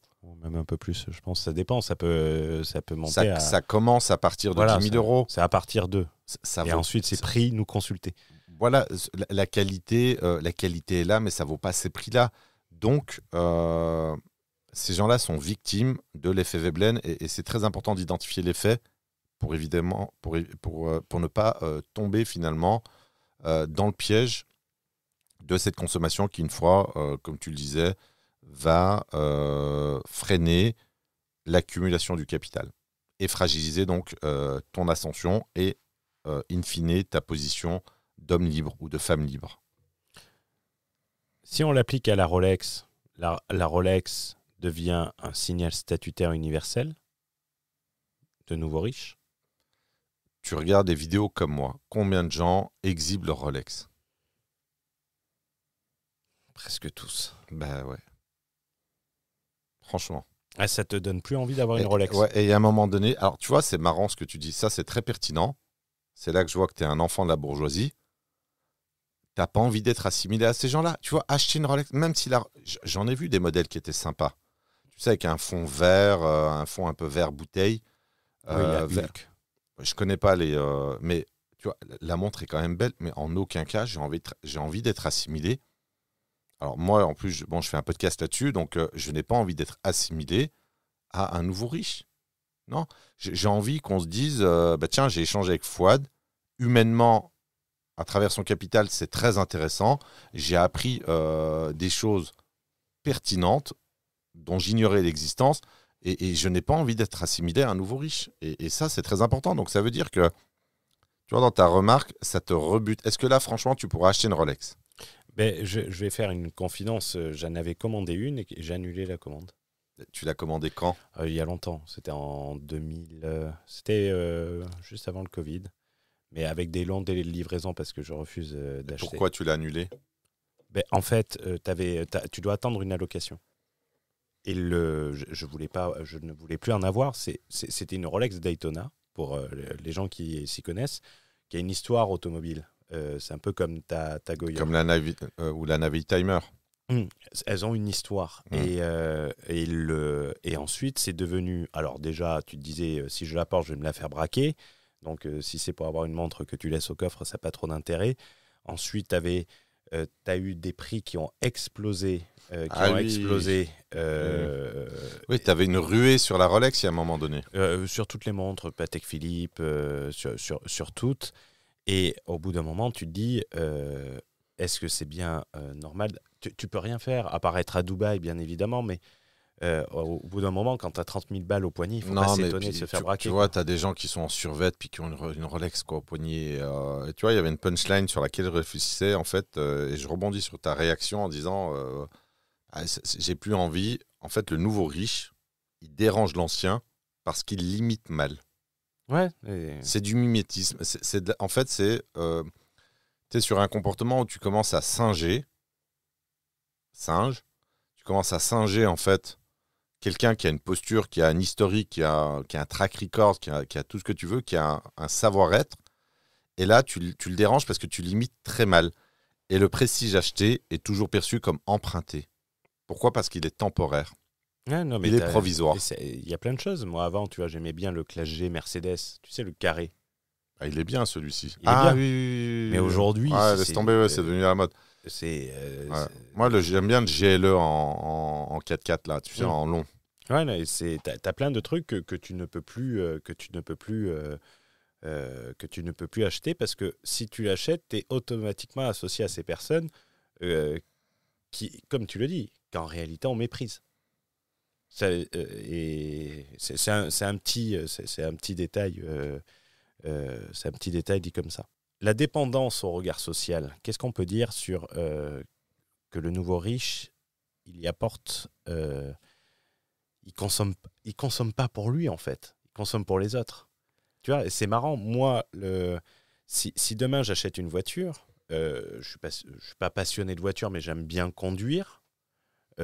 Par exemple, je conçois que ça peut paraître bizarre, mais aller se faire un road trip là, je vais faire 10 000 km dans 2 jours pour aller faire c'est un rallye dans le désert avec des pick-up, donc c'est pas sensationnel. Mais demain, j'achète une voiture, je l'achète pour moi, Bien pas sûr. pour être vu dedans. J'achète pour le plaisir. Je vais faire attention à la configuration, je vais faire attention aux options. Et j'en parlais avec ma compagne qui se trouve aime bien conduire également. Et elle disait, j'ai fait, si demain on achète une voiture, tu me laisses la configurer. Ah oui. Tu me laisses la configurer parce que je vais étaler sur des... Je pense qu'elle va la prendre blanche avec un intérieur cuir rouge. Mais t'es malade. Là, c'est... Je le mets dans le contrat de Tu mariage. sais que les Russes ont très mauvais goût, les Russes. Ah, les Russes. Tu vois, j'habitais en Europe de l'Est, j'appelais ça des RB, donc des RB. Pourquoi des RB ? Pour Russian Bitch. Ok. C'est Donc, très gentil de ta part. Mais c'est Tu très es un gentil. sociologue à ta manière. Mais je suis un sociologue à ma manière, c'est de la sociologie. Et c'est un concept, c'est un concept. Et les gens, les locaux, ça les a fait beaucoup rigoler. Et depuis, ils reprennent ces expressions parce que tu ne peux pas faire la différence entre une personne locale et un Russe lorsqu'il parle. J'arrive pas à faire la distinction avec la langue. Mais par contre, tu peux faire la distinction avec l'apparence. Donc le Gucci, le Vuitton, les lèvres. Moi, j'appelle ça les lèvres. J'appelle ça les lèvres Carglass, mais c'est un peu dur à expliquer parce que tu as l'impression que tu peux en faire une ventouse pour décrocher un pare-brise. Ça peut avoir une utilité, par contre. Et oui, une utilité autre que sociale. Te laisse pas aller, concentre-toi, s'il te plaît. Concentre-toi sur la sociologie. Concentre-toi sur la sociologie. Éloigne-toi de la sexologie. Ouais, c'est... La sexologie. Et en fait, elles ont l'attrait, tu vois, le bon pack vulgos, tu vois. Mais tu les repères Pourtant, c'est dommage, c'est des très très belles femmes. Mais c'est un peu comme si tu prenais une Bentley et que tu mettais un wrap rose Barbie dessus. Tu vois, tu arrives à le gâcher. C'est fou, c'est à peu près le même effet. Et tu as des éléments. Et je pense que c'est ça qu'on peut le voir. C'est si tu veux quelque chose, achète-le pour toi. Bien sûr. Et une fois, j'avais voyagé dans une classe supérieure d'avion, on va dire, qui n'était pas la business. Et c'était pas moi qui payais. Et j'étais avec le big boss. Et t'avais un mec qui se prenait en photo dans le... Tu sais, je suis là, ils se prennent tous en photo dans la business ou dans la first, tu vois. Et je me souviens tout le temps, ça c'est le meilleur moyen de voir que la personne n'en a pas tellement l'habitude, parce que moi ça me paraît tellement basique et tellement bas de gamme que je vais pas le photographier pour le partager, quoi. Ah, c'est le boss qui disait ça ? Ouais. Ah oui. Préférer sa classe éco personnelle, quoi. Donc, l'achat pour soi par rapport à l'achat pour les autres. L'illusion de la problématique, c'est l'illusion de la reconnaissance par le matériel. En fait, le nouveau riche croit acheter l'acceptation sociale avec des marques. Et en réalité, en fait, il achète le rejet, l'exclusion et le mépris. Donc voilà, je pense qu'on a fait le tour là-dessus. On peut passer peut-être à la suite. Je ne sais pas si tu as des remarques ou des questions sur ce premier pan. Non, mais c'est intéressant parce qu'on a l'habitude d'y être confronté. C'est un sujet qui est en lien avec l'accumulation du capital nécessaire pour être libre. Pour être libre. Et de comprendre que quelquefois, des gens qui gagnent moins d'argent que le nouveau riche peuvent capitaliser beaucoup plus et avoir beaucoup plus d'argent à la fin, parce que ces gens-là seront toujours dans une forme de pauvreté, en fait. Tout à fait. Et le lien avec l'immobilier, notamment, c'est que l'accumulation du capital... Ça se fait sur de l'épargne forcée. Et ça prend du temps. Et de l'épargne forcée non disponible. Tout à fait. Le remboursement du capital. Alors, c'est intéressant ce que tu dis, parce qu'en fait, l'idée sous-jacente de l'épargne forcée, par le biais de l'amortissement du capital, c'est que... Tu peux pas la cramer. Voilà, elle n'est pas accessible. Et donc, ça reste un bon moyen quand même d'être contraint à capitaliser, parce que tu n'as pas accès tu n'as que ton tableau d'amortissement qui, malheureusement, ne pourra pas te permettre d'acheter une Rolex, une Lambo ou un pyjama Gucci, une paire de claquettes Hermès. Ça, on va faire une cagnotte pour acheter une paire de claquettes Hermès à tu vois, j'avais vu Fouad.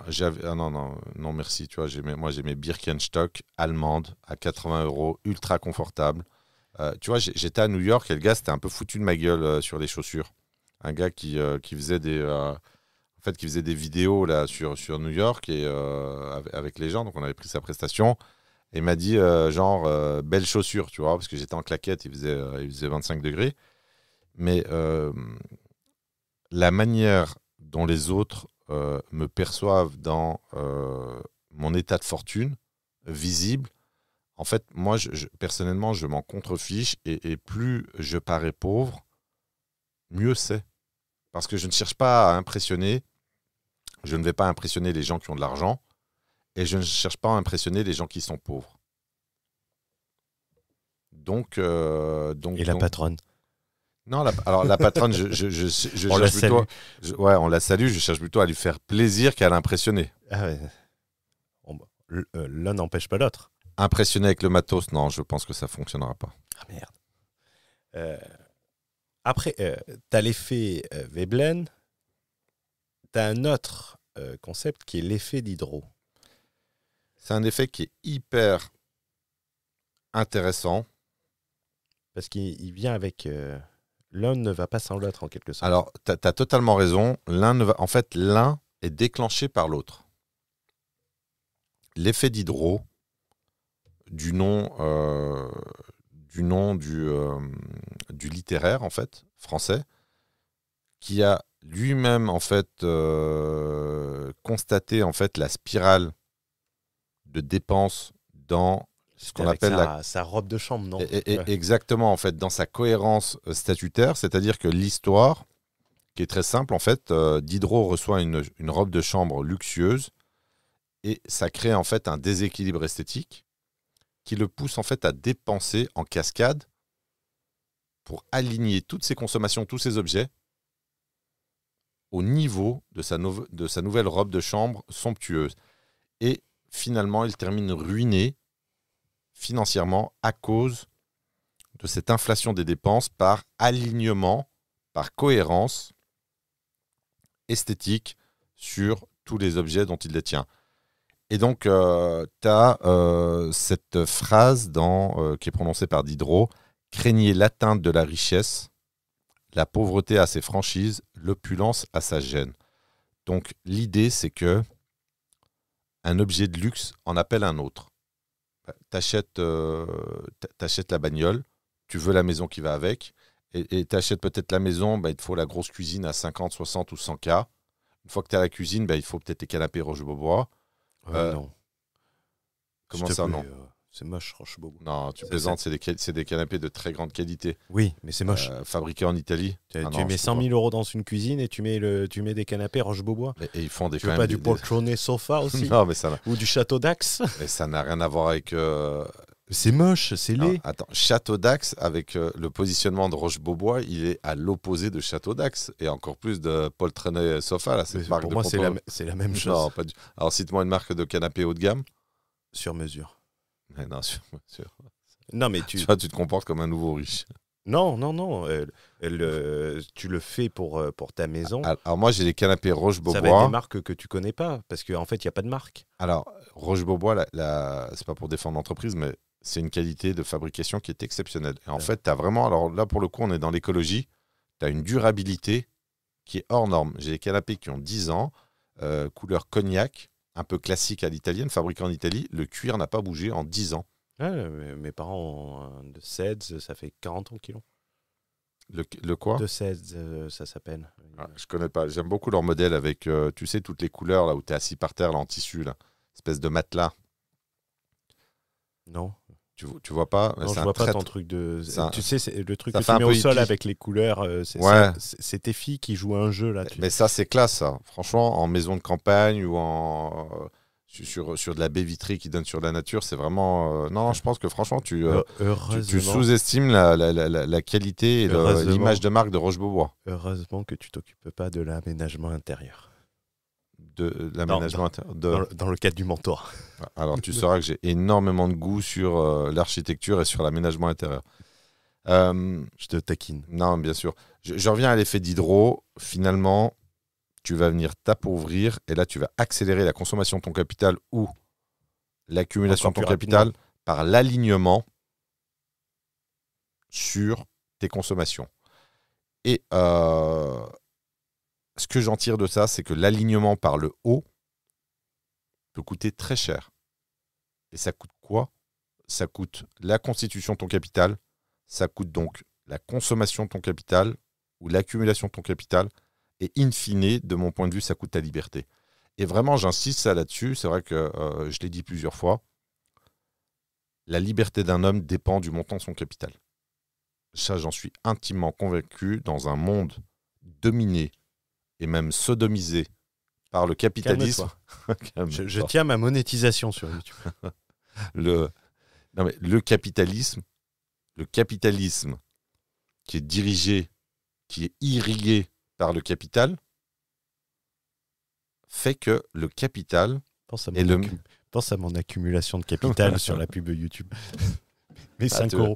t'as Mes 5 euros par mois. là. t'as monétisé, t'emmerdes. Alors moi j'ai YouTube Premium, donc je ne suis pas soumis à ce genre de. Mais en fait, je pars du principe que YouTube est une entreprise privée et que j'aurais tendance à ce qu'elle pousse les contenus qui soient monétisés, puisqu'elle prend une partie de ces derniers. Ouais, c'est vrai. Euh, C'est vrai. Si c'était une association 1901 ou dirigée par des gauchos, peut-être que. T'as raison, mais de l'autre côté, je ne préfère pas voir ces publicités. Ah oui. Ils sont devenus insupportables d'ailleurs. Mais ce que je disais, c'est que là, t'es. Alors attention en plus, il y a une circonstance aggravante quand tu es en couple. Généralement,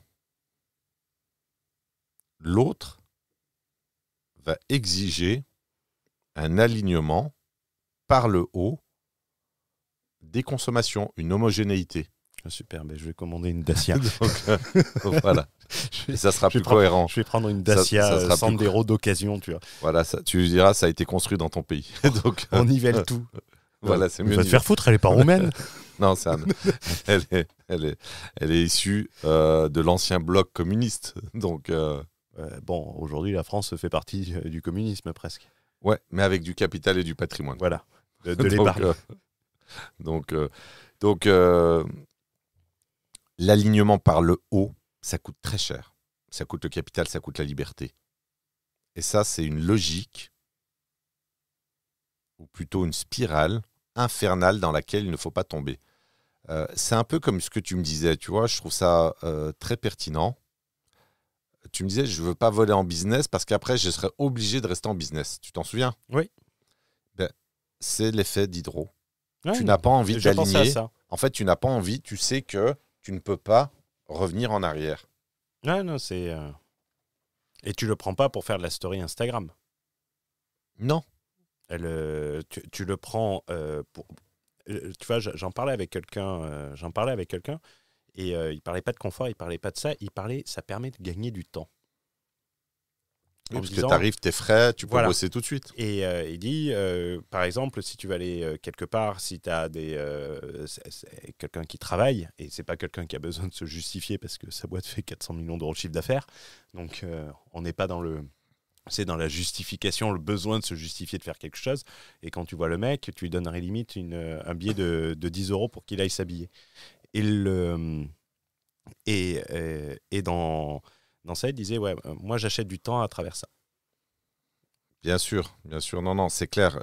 Si on en revient au sujet, ce qui est important de relever, c'est que tu as une contamination matérielle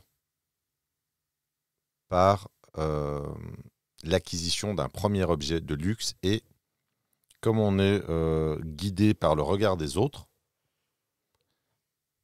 tu es obligé d'avoir un alignement statutaire pour avoir en fait un niveau social perçu comme cohérent. En fait, pour pas trahir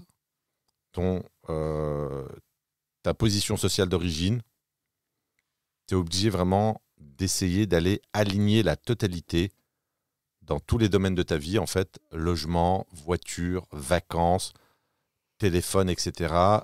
Tu es obligé d'aligner tout ça vers le haut et ça coûte très très cher. Et finalement, ton train de vie, par aspiration sociale, va aspirer ton capital et éteindre petit à petit en fait ta position d'homme ou de femme libre. Donc le résultat, c'est une érosion continue du capital ou, si on va dans ton sens, une incapacité à constituer un capital parce qu'en fait, les flux, même par paquet, par grappe, sont consommés régulièrement pour alimenter ce train de vie. Et ça, on le voit vraiment, tu vois, j'avais lu, une fois de plus, hein, je ne vais pas parler des personnes, ça ne m'intéresse pas, mais il y avait la construction en public, ce qu'on appelle en anglais le building public.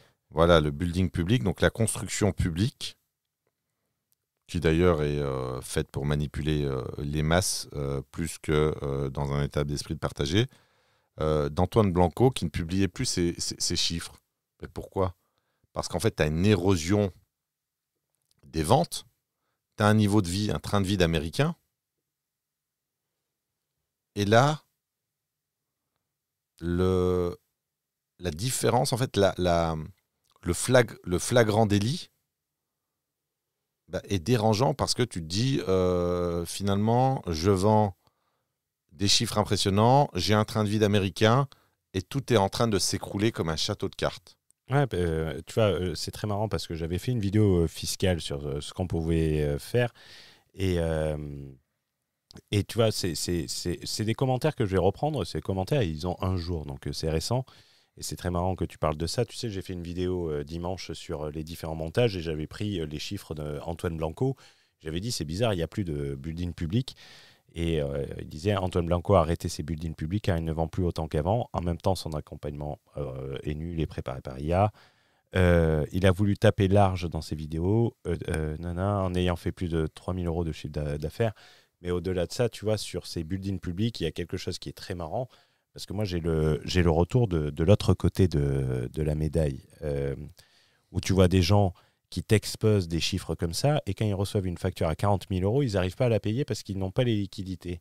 Parce que ces gens-là ne parlent même pas en comptabilité. Déjà, ils parlent en mensuel, mais ils parlent en contracté. En contracté, c'est grosso modo, tu fais un paiement à 12 fois. Ah oui. Et donc, tu dis, ouais, j'ai fait 3 600. C'est quasiment une espérance de gain, en fait, fractionnée. Tu as fait 300 € ce mois-ci, et si le mec te paye jusqu'au 12e mois, tu auras fait 3 600 €. Mais combien de gens vont y aller avec la qualité d'un produit un peu moindre ? La chance est plus faible. Alors moi, tu vois, c'est une fierté que j'ai sur Patrimoine Exponentiel. Sur Patrimoine Exponentiel, j'avais fait à un moment des plans longs. Je n'ai jamais eu un échec de paiement sur Patrimoine Exponentiel depuis 2 ans. Mais parce que tu as aussi un public qui est quand même relativement intelligent. Et qui est relativement intelligent et qui en a pour son argent, qui voit l'évolution. Donc, c'est important de le préciser, qui voit ça. Mais je ne pense pas que ça soit le cas. Je ne pense pas que les gens, et ça, n'hésitez pas à le dire en commentaire, que les gens qui sont sur de l'accompagnement aient 0% d'échec sur du paiement d'un accompagnement. Ben non, surtout quand tu n'as pas la chance d'avoir Yomi Delzen comme vitrine d'exposition de ta personne sur les réseaux sociaux. Parlons maintenant donc de tout ce que ça entraîne. On a parlé du nouveau riche, De l'effet Veblen. de l'effet Veblen, de l'effet Diderot. Et en fait, on voulait expliquer au travers de ça que c'est la pire entrave à l'enrichissement, à la liberté, parce que de ta liberté dépend de ton enrichissement qui crée ce capital. La consommation du capital, c'est la pire erreur. Pour moi, c'est une erreur qui est absolument monumentale, qui a des conséquences absolument catastrophiques. Alors, c'est que mon point de vue, mais je trouve que se constituer un capital est extrêmement difficile. Alors, une fois de plus, on peut prendre les cas. Oui, la start-up a fait X levée, etc. Moi, Oui. je trouve que accumuler du capital et 10 millions d'euros, honnêtement, je le dis comme je le pense, tu vois, le million d'euros, je ne veux pas dire que c'est une formalité, c'est une première étape, ça ne change pas grand-chose. Moi, j'ai déjà franchi cette étape il y a déjà plusieurs années, mais les 10 millions, c'est dur. Moi, je trouve que c'est dur d'arriver à ce palier qui est important pour moi parce que je fonde vraiment. C'est pour ça que le rendement du capital, cette notion du rendement du capital qui est beaucoup plus pérenne que la croissance passagère des ventes, je l'épouse totalement. Pourquoi ? Parce que à terme, à long terme, moi, je veux vraiment vivre à hauteur de 4% net de rendement du capital des 10 millions, ce qui fait 400 000 euros par an. Donc, atteindre les 10 millions, c'est très difficile. Alors, comment veux-tu les atteindre ? En consommant ton capital. En permanence, en continu. C'est comme un drogué qui consomme sa propre drogue. Un vendeur de drogue qui consomme sa propre drogue. J'irai pas jusqu'à là. Pourquoi ? Parce que, alors oui, consommer ses stocks, alors c'est comme... c'est comme un commerçant qui consommerait son stock et qui ne comprend pas pourquoi ses capitaux propres n'augmentent pas. Consommer ton capital, c'est consommer ton outil de travail. Et je vais prendre un extrait de mon livre qui paraîtra je ne sais quand. Est-ce qu'il paraîtra déjà ? Alors, j'allais dire Inch'Allah, comme dirait l'autre, salam alaikum les enfants.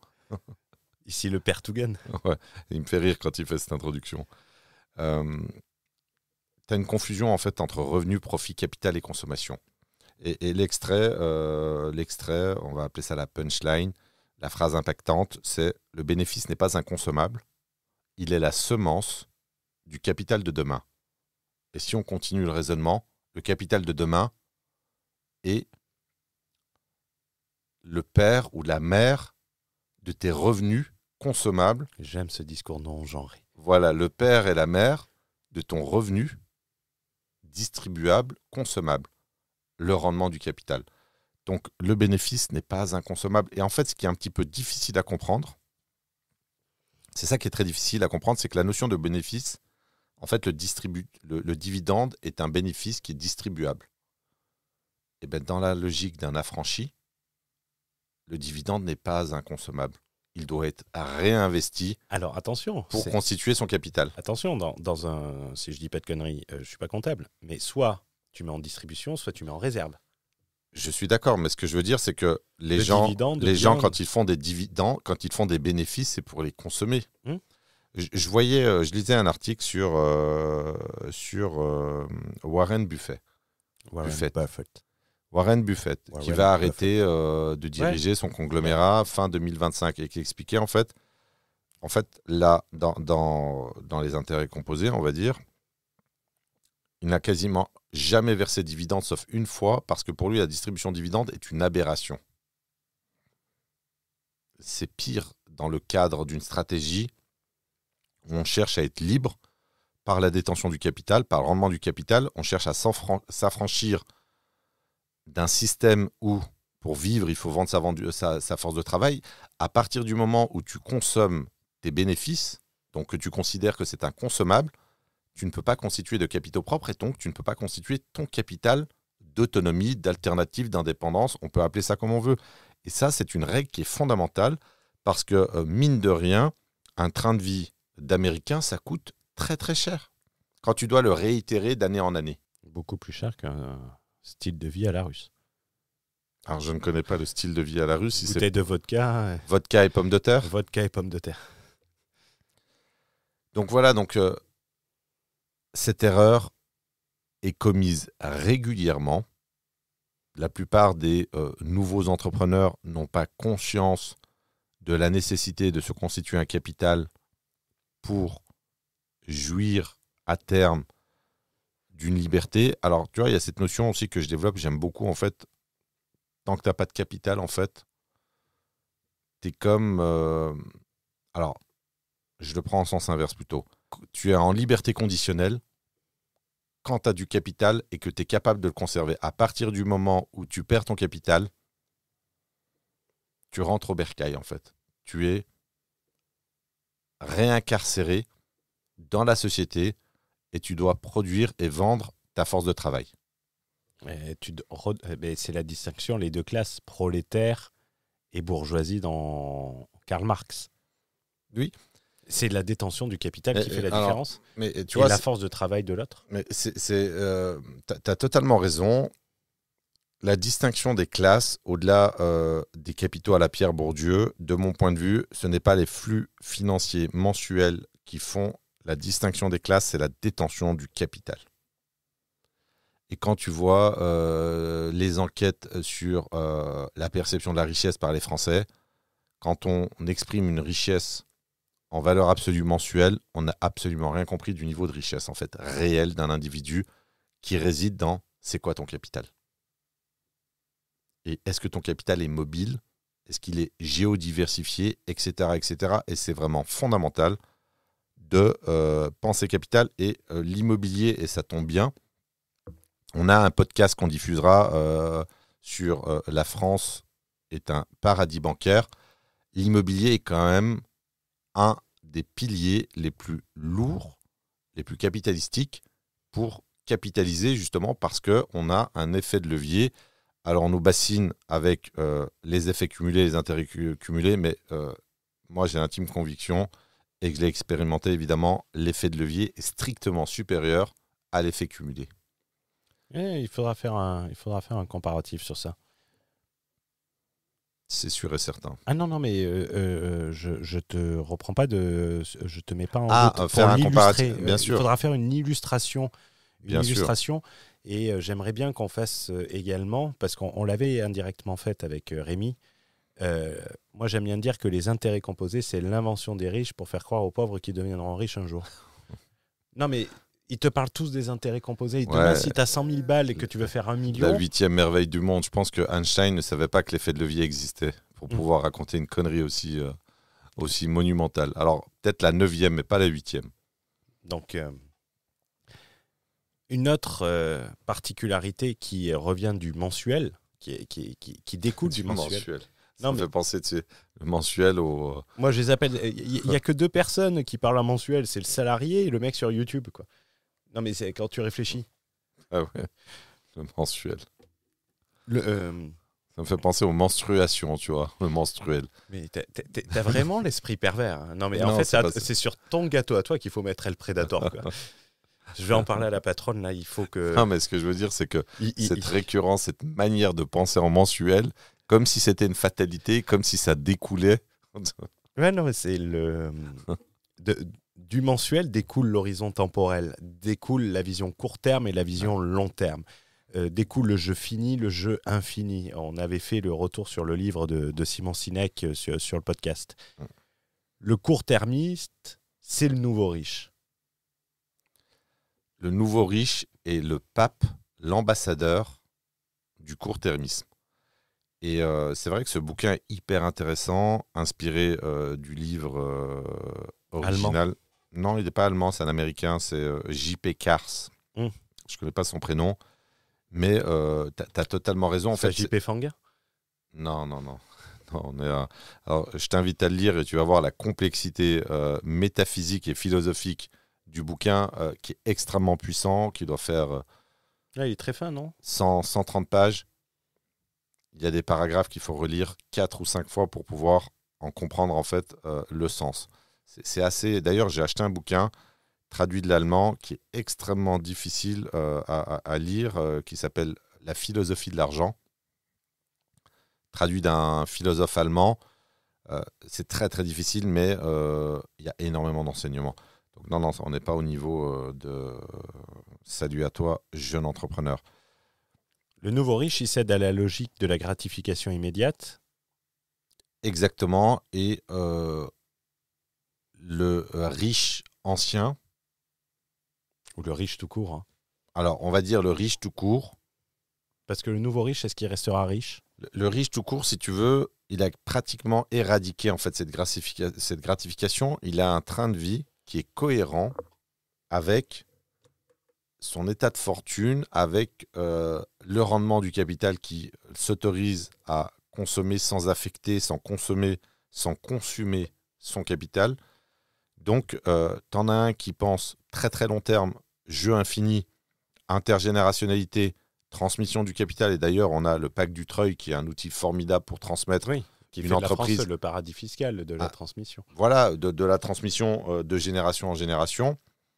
Et tu as celui qui pense à briller en société alors que finalement, il se ridiculise plus qu'il ne brille. Donc c'est une posture finalement qui empêche une fois de plus l'accumulation sérieuse du capital. Et surtout, il y a un phénomène qui est fondamental, c'est l'accumulation continue du capital. Pourquoi continue? Tant que tu n'as pas atteint ce que moi j'appelle l'optimalité, donc le capital optimal, tu ne peux pas interrompre. À chaque fois que tu interromps un mécanisme, c'est très difficile de s'y remettre. T'arrêtes le sport, c'est difficile de t'y remettre. T'arrêtes l'écriture d'un bouquin, c'est difficile de t'y remettre. Tu parles en connaissance de cause? Bien sûr, mais oui, je parle. T'as écrit un livre?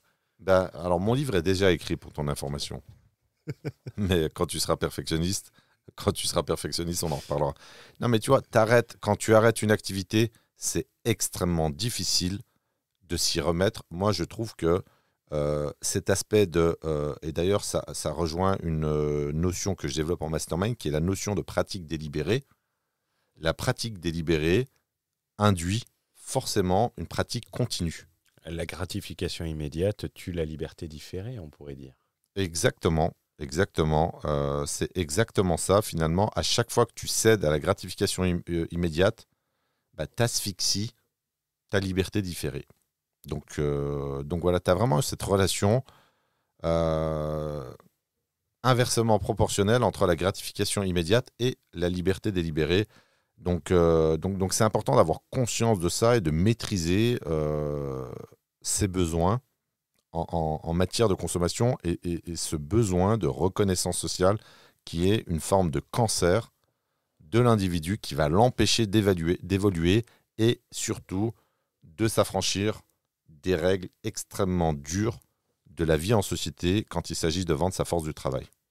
Tu sais, on commence le podcast par la scène de The Gambler. La position du vachier. La vie d'un homme avisé repose sur la position du vachier, pas sur la possession d'une vulgaire Rolex. Ça, c'est la modification interne. Mais tu te souviens ce qu'il dit au tout départ de la scène? Je la mettrai au montage. Au tout départ? Au tout début. Combien t'as mis de côté? Non, mais tout homme qui a gagné 2,5 millions de dollars... N'importe quel trou du cul qui a gagné 2,5 millions, c'est exactement ce qu'il faut faire.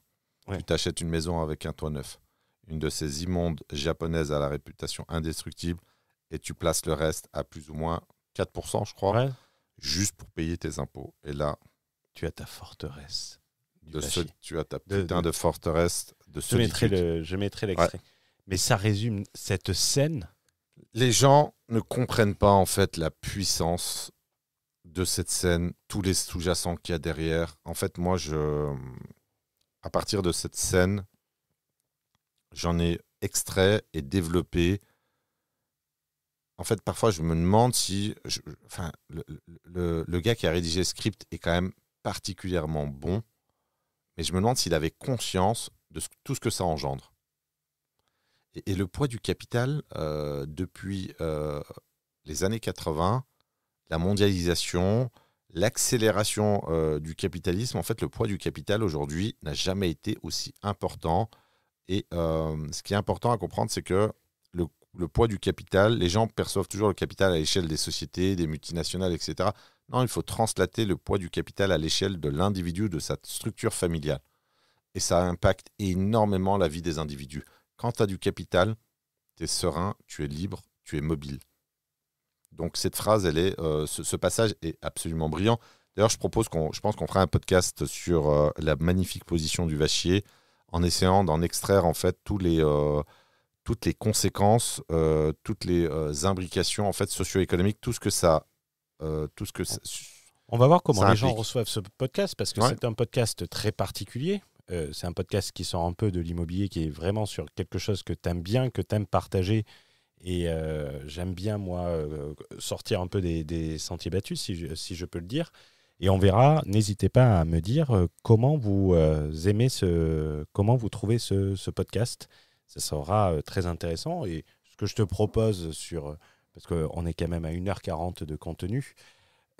On va la faire, la Mathieu Stéphanie, podcast de 2h40 en moyenne.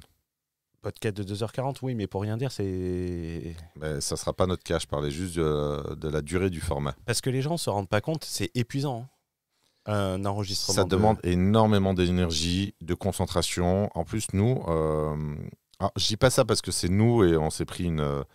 je m'en fiche maintenant. Vous pouvez mettre des mauvaises étoiles, des mauvais, on va dire, commentaires ou des 1 ou 2 étoiles. C'est exactement ce qu'il ne faut pas faire en réseau social. Parce que en réalité, le haters qui te met ça, il cherche de l'attention. Non, et mais là, ce que je veux dire, c'est que je m'en fiche parce que j'ai la certitude, je sais que le niveau est très élevé. Et ce que je voulais dire, ce sont des masterclass, des classes de maîtres. Il y a étonné que tu ne l'aies pas dit en français. Non, mais il y a énormément de contenu. Je veux dire, qui te parle de sociologie de l'argent, de capital optimal, d'effet Veblen c'est pas de la théorie. Le mec. Comment ? Il ne peut pas comprendre. Quoique, il a utilisé un discours, j'ai moi-même pas compris ce qu'il disait. Mais c'est pas grave parce que... Non, mais t'en as un autre encore qui t'explique qu'il y a très peu de valeur ajoutée. C'est une blague. Non, mais et qu'on parle en mensuel, 10 cas par mois. Et celui-là, mais c'est pas grave. En fait, moi, j'ai des retours. La sociologie de l'argent, notre positionnement, notre focalisation sur la constitution d'un capital, nos pensées originales, ça intéresse énormément. Moi, j'ai des retours qui sont en direct, notamment sur LinkedIn. Alors, c'est le meilleur moyen pour rentrer en contact avec moi. Je suis uniquement sur LinkedIn. Donc, j'ai des retours qui sont extrêmement valorisants. Et je veux dire, ce n'est pas des retours de tocards. Il y a beaucoup de CSP+, d'entrepreneurs, etc. Je ne l'avais pas vu le 28 mars 2025. Prétentieux, les gars, ils ont l'air plutôt compétents. Donc, ça commence bien. 2 étoiles. Mais malheureusement, c'est inaudible. Ils ont un boulard qui est mélangé de Mbappé et Thierry Henry. Ça, c'est un mec raffiné parce qu'il te vous voit. Non, mais j'ai même pas compris ce qu'il a voulu dire. C'est-à-dire un boulard. Un melon. Ils se nomment eux-mêmes Signe Noir. Ça s'écrit avec un C. Ouais, mais il n'a pas compris en fait la conceptualisation du signe noir et du signe blanc. Supérieure et le Elle n'est pas supérieure, elle est différente. Tu l'avais pas vu ce commentaire ? De la population des signes. Non, je n'ai pas vu. Moi, je m'en fous. Autrement dit, des abrutis. En même temps, on a beaucoup de preuves de ce fait. Et critiquent tous leurs concurrents car ils réclament des likes alors que c'est ce qu'ils font également. Mais c'est complètement ironique. Alors, tu vois, c'est marrant, c'est qu'il n'a pas compris que les likes, c'est ironique et que j'imite un quémandeur professionnel de likes. Mettez-moi des likes, les amis, mettez-moi des likes. Ah ouais, non, mais c'est... Putain, moi, je ne regarde pas, je n'ai rien à foutre. Donc, la chose, ça n'a pas beaucoup d'importance. On le sait qu'il y a des gens qui aiment bien et que de toute façon, dès que tu fais quelque chose... les gens, c'est plus facile de critiquer que de faire. Donc, non, mais juste petite parenthèse là-dessus. Non, mais juste sur la prétention, c'est une question de cohérence. Arrête en fait. Avec ton melon, avec ton boulard. Là. Boulard, je sais pas ce que c'est qu'un melon. Je connaissais la carafe, le melon. Ah oui, non, le melon, c'est... Le melon, oui. Non, Mbappé n'a pas le melon. C'est un des meilleurs joueurs au monde. C'est tout. Mais j'ai pas la prétention d'être à ce niveau-là. Non, mais les gens confondent, en fait, absence d'hypocrisie à la française, absence de fausse modestie à la française avec prétention. Non, si c'est de la merde, je te dis que si c'est de la merde. Si j'ai travaillé mon sujet 7 ou 10 000 heures, je te dis que je pense que j'ai un niveau de certitude qui est relativement élevé. Pour quelqu'un qui n'est pas affecté, non, ça non, t'affecte. Non, mais ça ne m'affecte pas du tout. Tu vas nous faire 10 minutes dessus. Non, ce que je veux dire, c'est que... Il t'a empêché de dormir. Non, ce que je veux dire, c'est que ce n'est pas le podcast de la fausse modestie à la française. On s'en fout. C'est tout. Voilà. Revenons sur notre épilogue. Comment ne pas tomber dans le piège. Pour conclure, comment ne pas tomber dans le piège qui empêchera les personnes de s'enrichir, de créer du capital et donc d'avoir une position de liberté? C'est une très bonne question. On va conclure sur des pistes. D'abord, et ça c'est un des éléments les plus importants, parce qu'on parle de consommation, c'est apprendre à maîtriser parfaitement la gratification différée. Moi, il y a un moment donné, si tu veux, ça m'embêtait de ne pas consommer plutôt sur des services de confort à la hauteur de ce que je pouvais faire. Comme quoi? Notamment la business class. Mais quand tu es 4 et que tu fais un long courrier et que c'est 20 000 €, oui, je peux. Mais ça reste quand même un petit coup de canif sur l'accumulation du capital. Et à ça, tu vas rajouter tes vacances qui vont durer 6 ou 7 semaines, qui sont déjà anormalement élevées. Bah, tu finis avec un séjour à 35 40 000 €. Donc, ce que je veux dire par là, c'est qu'il faut apprendre à maîtriser le différé de ces consommations. Et encore, là, je ne parle pas de consommation ostentatoire, je parle de confort. Moi, mon point de vue sur les consommations ostentatoires, il faut les éradiquer. Elles n'apportent pas grand-chose. Franchement, là, j'avais mon Apple Watch qui m'avait été offert par mon petit frère en 2015. Elle ne fonctionne plus parce que j'essayais de recharger. J'ai plus de montre depuis peut-être 2 mois. Voilà, j'ai plus de montre, quoi. Je veux dire, ça va pas me passer. Je vais pas acheter une Rolex. Alors bon, on n'achète pas une Rolex pour avoir l'heure d'abord, mais il faut les éradiquer et différer l'achat d'apparence, en fait. Ça ne fonctionne pas ni maintenant ni après. Pour moi, il faut les éradiquer. Donc ça, c'est une des premières règles fondamentales. Il faut respecter sa trajectoire sociale. Tu as une trajectoire socio-économique, tu es né pauvre, tu as envie, et c'est tout à fait normal d'avoir de l'ambition de transmettre un capital financier, un capital patrimonial, un capital humain surtout, qui est le plus important. C'est tout à fait normal, mais il faut respecter ce qu'on appelle le trend en anglais, la tendance, l'inclinaison. En fait, c'est pas un truc à 90 degrés. La courbe de progression, quand tu regardes, c'est une courbe à quoi? À 0,2-0,3% l'angle.